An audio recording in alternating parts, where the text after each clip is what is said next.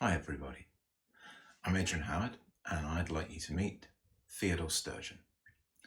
For those who don't already know, Theodore was a science fiction author. He wrote over 100 short stories, 11 novels and some Star Trek scripts, including the classic original Star Trek episode Mock Time, if we have any Trekkers in the audience, as I'm sure we do.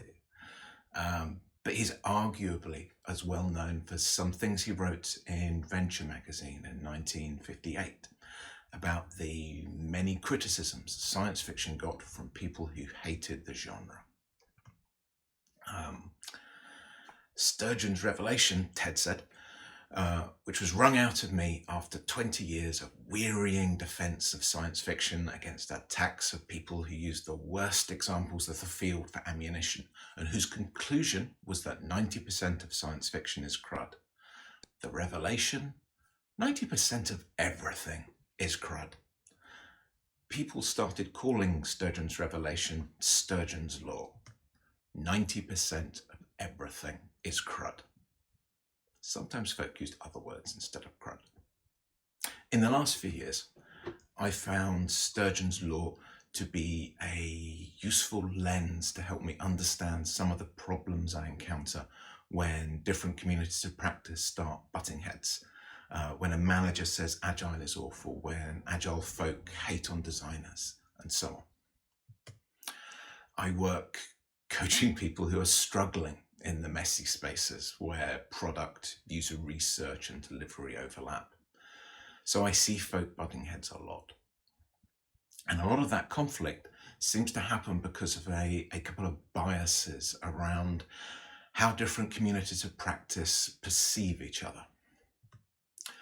I've been calling them Sturgeon's biases because they are caused by people forgetting that Sturgeon's law applies to groups and communities as well as bits of work.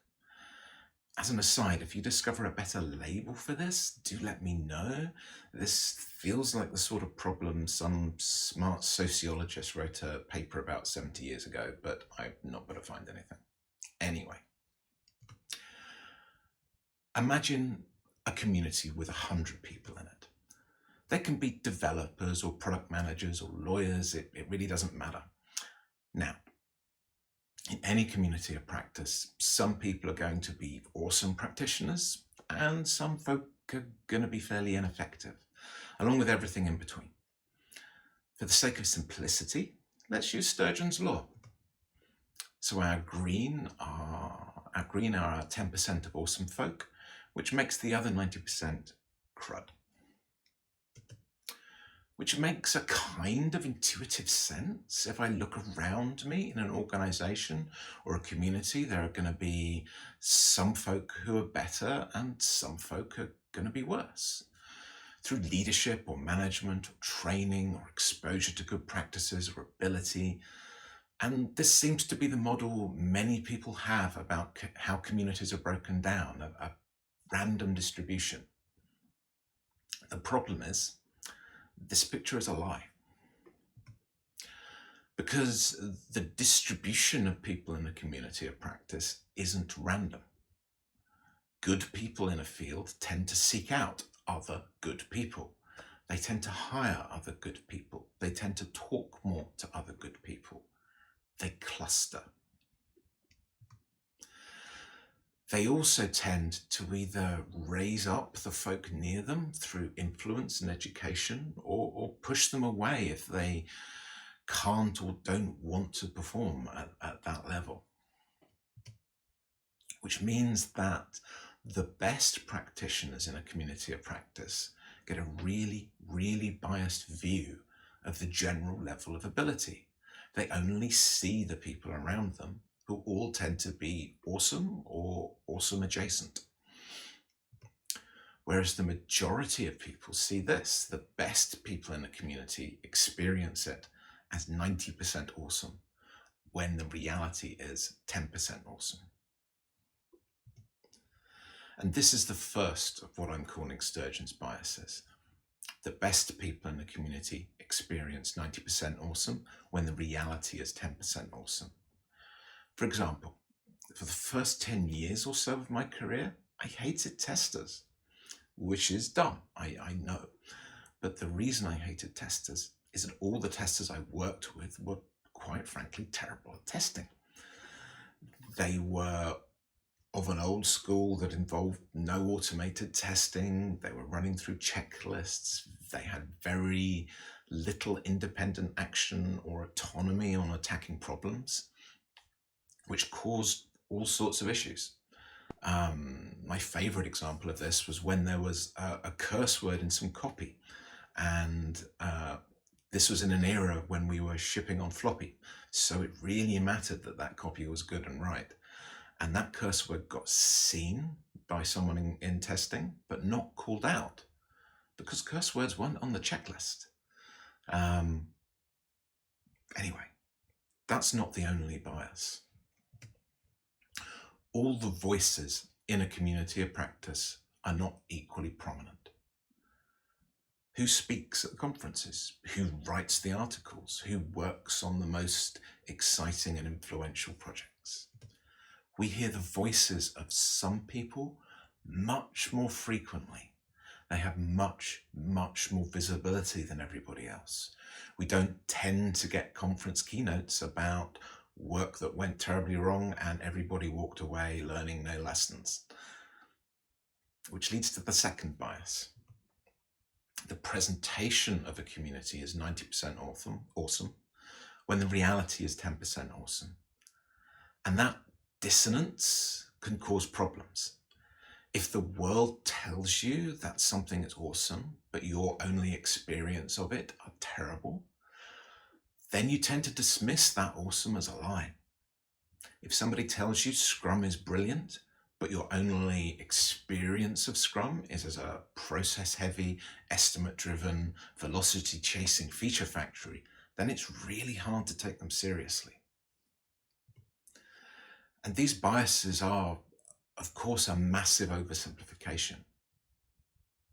People don't neatly fall into two categories of awesome and CRUD. The 10% and 90% proportions, probably wrong. They've just been made up. Ability is certainly not fixed. People can improve through training and experience, and people can get worse when the world changes around them and they don't change. Ability is often constrained by external factors. If your company doesn't support professional development and training, doesn't ever give you new experiences, then you're not going to get better, and that's not your fault.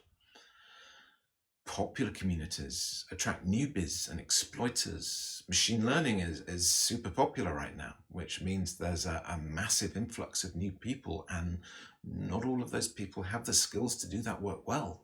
And there are also bunches of people coming in who want to make money and more about extracting value from that community with things like certification and training, and not always adding value back in. And communities of practice are also fuzzy and fractal. There isn't a neat border around 100 people. It's a messy domain with overlaps with other disciplines and other messy domains with subdisciplines and subdomains. There's no clean borders around things. And yet, I see problems all the time. Somebody dismissing Agile as never working is seen as an idiot by people who see it working all the time. The new user researcher is ignored by the product manager because every other researcher they've worked with has given them useless and actionable reports. Company expects product managers to be a machine to turn client requests into user stories because that's all they've experienced from other people with that job title. Design thinking is seen as snake oil because people have personally experienced nothing but post-it note theatre under that title. These are all problems I've encountered, and Sturgeon's biases have helped me understand them. It is really easy for somebody in that awesome bubble to have never seen the bad. It's really easy for someone outside the awesome bubble to have never seen the good. So how do we address that? Never dismiss a lived experience. Actually listen to what people tell you and believe them. Remember me hating testers? In the late 90s, I got to work with an awesome tester who turned that around. He didn't turn that around by saying, "You're an idiot. Testing is good." He turned it around by listening to my experiences, telling me, "Yeah, that sounds kind of sucky," before he started him with the, "That's not what good testing is. Let me show you this good stuff." He listened first. Ask for stories. He also asked for stories, that tester. Can you tell me about the last time you shipped something with QA? What happened? Can you tell me how testing affected that result? Can you tell me about your last experience doing this, that, or whatever? Those stories helped him understand where I was coming from and what my experiences were, so he could take me to a better place. Talk about outcomes first. In the discussions about good and bad practice and those arguments, it's really easy to get trapped in the details about what folk are doing rather than the why of doing it. For example, I was recently working with a guy who hated Scrum for very good reasons. He'd worked with some terrible environments that were using and abusing Scrum. But the place he was working now wasn't using Scrum and was having problems. It was a rapidly changing environment. People were working really hard individually on things, and they weren't quite in sync on the work that they were doing. They thought everybody was aligned at the start of the day, but people really heard slightly different messages, so there was a little bit of waste, a bit of rework that didn't need to happen, or the wrong work happening, full stop. By talking about the outcomes, we want to get synced up, we want to avoid misalignment, we want to make sure everyone knew where we were at the start of the day. They ended up adding a short meeting to the start of every working day where they talked about what they were trying to get out of each day and where they were trying to go. He basically reinvented the Scrum stand-up. A meeting from a process he hated, because he talked about the outcomes that he wanted from that first and worked forward from there. Use different words. If somebody has a terrible experience doing work that's been labeled a certain way, it's really hard to use that label without bringing those experiences back. So use a different word for the same thing, or use a more specific word or a more general word. I hit this one a bunch with user research. A lot of people have only experienced user research as a slow and expensive process. When somebody says user research, they hear slow, expensive, and not very useful. With those people, finding other phrases can be much more effective. Qualitative insight gathering, discovery sprint, or short diary study. Terms that are more unfamiliar to them, so we can have the conversation about intent and outcomes without preconceptions and misconceptions getting in the way. And finally, question your own lived experiences. Which bubbles are you living in? Are most of your experiences of being a developer in the awesome bubble? Are most of your experiences of product management in the CRUD bubble? Think about what STURGEON'S biases might say about where you work now.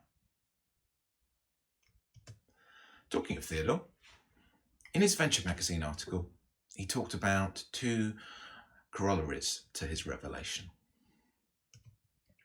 First, the existence of immense quantities of trash in science fiction is admitted and regrettable, but is no more unnatural than the existence of trash everywhere. So don't feel too bad about the 90% of CRUD in your domain. Admit it and realize that everybody else has the same problem. And second, the best science fiction is as good as the best fiction in any field. So don't forget about the awesome bits of your domain. They're still pretty damn awesome. I hope keeping STURGEON'S biases in mind will help you find that awesome a little bit more often. Thank you very much.